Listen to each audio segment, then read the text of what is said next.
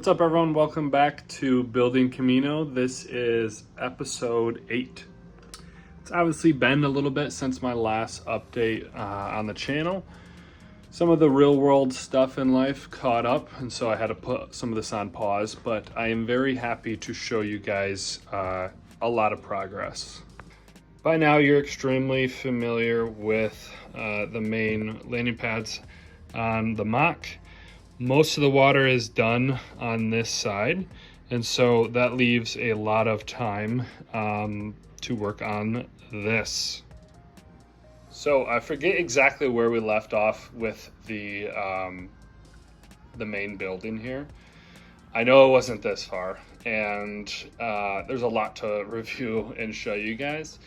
I've done a lot of revisions, as you can imagine, and I think I'm slowly piecing together the right structure and some of the right elements that are gonna, overall create the big picture that you see in front of us. I think we'll just start on the bottom here. Now, this is something I started and kind of paused on. So continuing the water inward, created this tower along with this walkway. Need to create the proper connection points from the pathway to the landing pad, as well as make essentially what is these little connector pieces that will bring it into the walkway. The walkway itself is the same pattern as the ones over here. A little bit of adjustment. I need to change how this goes into it. I don't like the sharp edge there. But as we walk up, really pleased with this. These two lights are actually connected from the pathway into the main pad. So it creates a really, really nice foundation for that.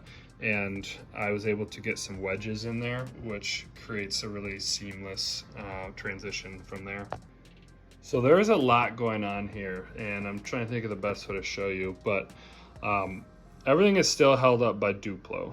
And the idea is that once this is finished, I will remove like 60% of these towers and just have a couple.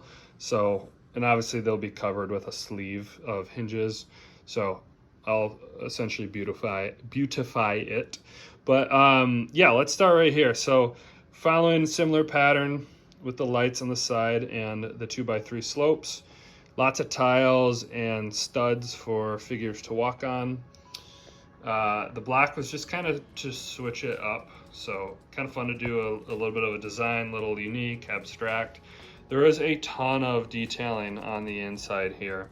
And I'm really proud of some of the details with kind of the boxed bricks there. Some of the cylinders on the top there for some HVAC and plumbing stuff. Just breaks up what you might think as a boring wall. And there's a lot of extrusions I put on here with different details. So it really, really adds to it, I think, when you take a step back and your eyes kind of lose the sharpness of the Lego. This arch was something I'm really proud of. It sticks onto studs that are put into the wall, similar to this. And I can take it on and off. I can adjust kind of the slope of it if I'd like. Lots of renditions to make that the way it is, and I'm really pleased with it.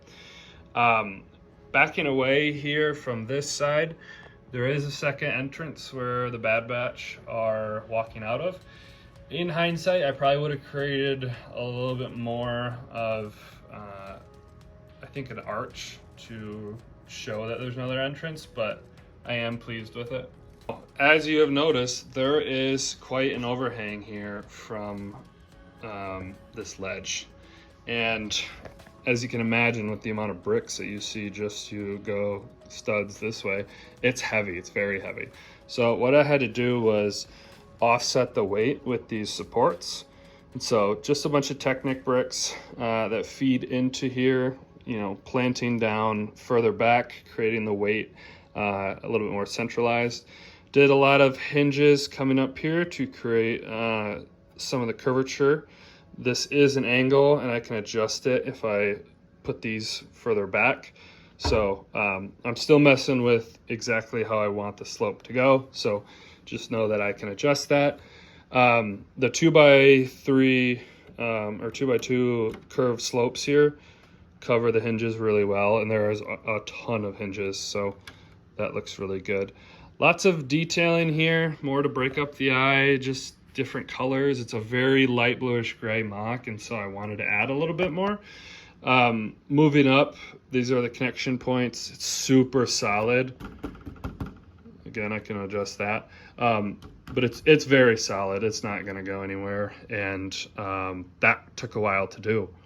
Coming back on this side, you see the entrance that, again, I would have changed, but I can still add a lot, and obviously the doors, will add some detailing to it. But working on this transition, work in progress.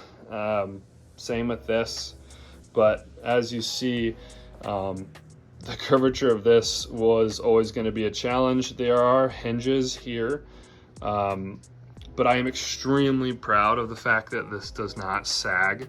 When you think about all that weight and then basically taking a lot of the support, the straight supports from that side off, I had to get creative with how this is going to support itself. And so it does sit on these angled pieces. And as you can tell, again, everything moves, and it's all hinges. I need more tiles, so that's why this side looks a little rougher. But as we come to the back here, we'll see the connection point from the wall down, and this will kind of transition seamlessly so that the back of the mock is pretty wide open. And so I can cover these, but Technic comes across here. Again, these are a lot of the flat pieces here sit on top of here. And so it's extremely sturdy. You see how thick this back piece is. But there is a center column that connects the back to the plates here, and very pleased with that. Again, I think in one of my earlier updates, I said that the interior will be refaced with the actual interior. So I'm not too worried about the colors. I need to get some lights because it is pretty dark back here, but that's a lot of the update. And as we zoom out here, you'll see one of the supporting beams on this side and a mess inside of a mess right here. So that kind of wraps up this update. I know it's been like 3 weeks since my last one.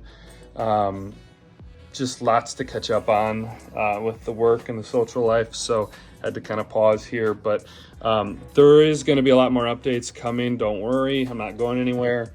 I obviously want to grow my channel. I'd love to be able to monetize this to help put money into mocks and create better creations for you guys, because it's a fun community to be a part of, and I love adding to it.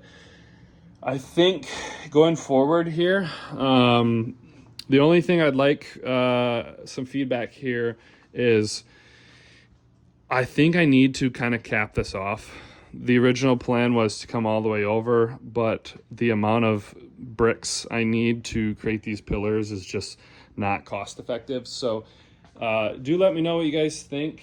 I am very proud of it and happy to give you guys a larger update after so long. So if you could do me a favor, click that like button, share the video, or subscribe if you haven't. I appreciate it.